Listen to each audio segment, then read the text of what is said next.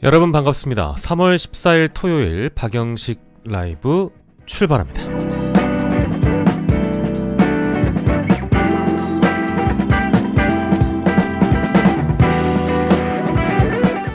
이번 주 가장 뜨거웠던 주제는 바로 언론에 대한 이야기였습니다. 저처럼 오랜 기간 이른바 재래식 언론에서 방송을 해왔던 사람으로서 참 씁쓸한 주제였죠. 재래 언론들 사이에서는 공소 취소 거래설이라는 제목으로 한 주를 뜨겁게 달궜던 주제였습니다. 김어준 씨의 방송에서는 이재명 대통령 최측근인 정부 고위 관계자가 고위 검사들에게 공소를 취소해달라라는 취지의 뜻을 전했다라는 주장이 등장한 것이지요.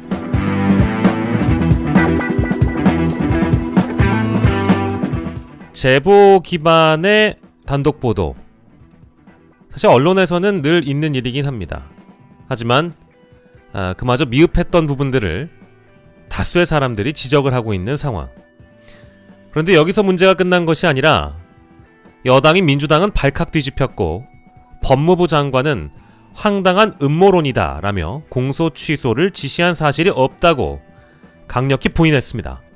청와대 관계자들도 일제히 반박했습니다.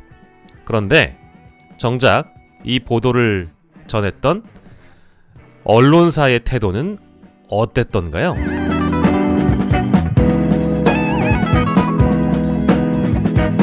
해당 방송의 진행자 김어준 씨, 언론사의 사주인 김어준 씨는 워터게이트 사건의 내부 제보자 딥스로트 사례를 꺼내들었습니다. 취재원의 신원이 33년 뒤에야 밝혀진 그 사건을 해당 논란과 비교를 한 것이죠. 저는 이 대목에서 잠깐 멈춰서야 했습니다. 워터게이트는 무엇이었는가? 닉슨 대통령이 민주당 선거 캠프를 불법 도청한 실제 범죄가 있었고, 실제로 도청 테이프가 있었고, 실제로 은폐가 있었습니다. 사실관계가 존재한 것이었죠. 보도 자체가 그만큼 치밀하게 검증됐던 상황이었습니다.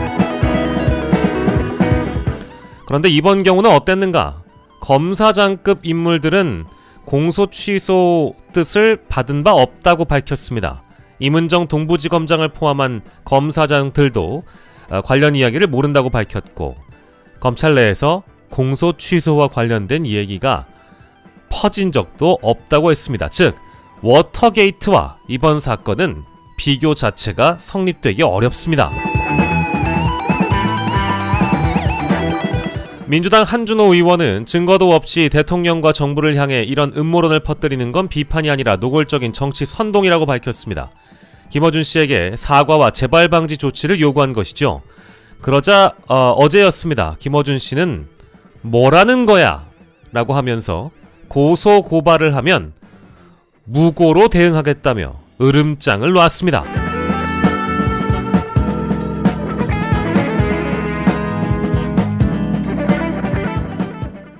다른 건 모르겠지만 제가 알고 있는 것, 논란이 되는 보도가 나왔을 때 정직한 언론사와 언론인들이 가야 할 길은 딱 하나.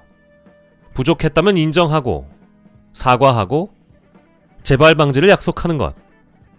그게 이 논란의 시작과 끝입니다.